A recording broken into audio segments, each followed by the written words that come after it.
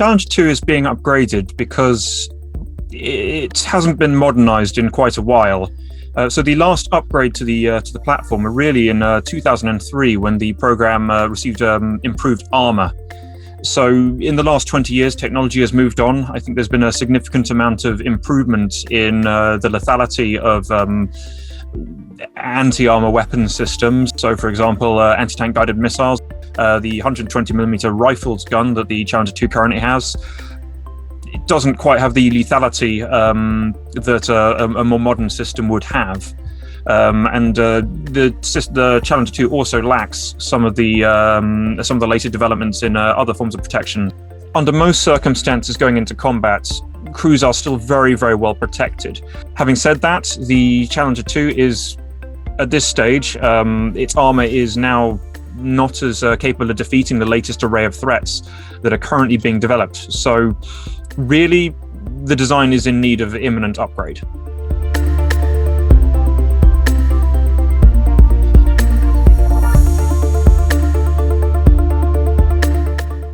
A Challenger 3 will likely look different from a Challenger 2 in several ways. While the hull will remain the same, it will feature an entirely new turret and notably a 120mm smoothbore main gun, as opposed to the current rifled design. This will enable it to have use the latest ammunition as is used by the United States and other NATO partners, which will have benefits in terms of allowing the supply chains and logistics to be more interoperable with the UK's allies. It will also have an updated electronics suite, and hopefully we would see an integrated active protection system to protect the vehicle from incoming projectiles.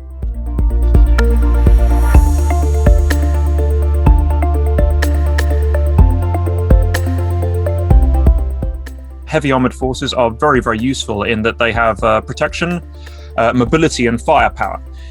Challenger 3 will help keep that capability and bring it up to speed with some of the latest technological developments.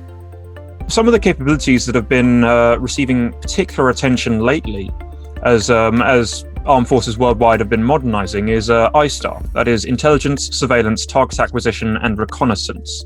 These are all of the sensors that hoover up data and can translate that into usable information that the force can benefit from and can act upon.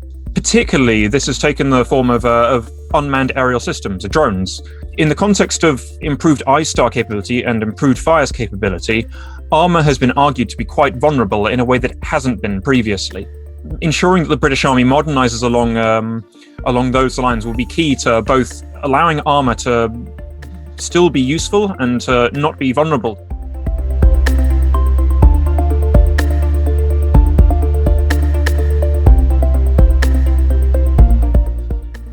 While the layout is very traditional in terms of crew roles, the improved fire control system, for example, will ensure that the tank is more lethal. The improved protection will provide tank crews with greater survivability in the event that they go into combat against other heavy armored vehicles or against forces with a significant anti-armor capability. In addition, the digital backbone for the vehicle will allow them to much better communicate and share data with other vehicles and with ISTAR assets such as drones. I think this will be particularly important for the crews, as it will give them greater situational awareness and understanding of where they actually sit in the battlefield.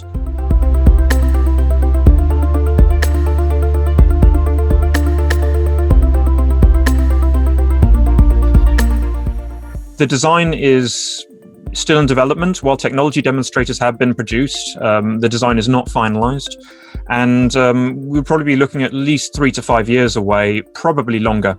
Although at this stage it is not really possible to tell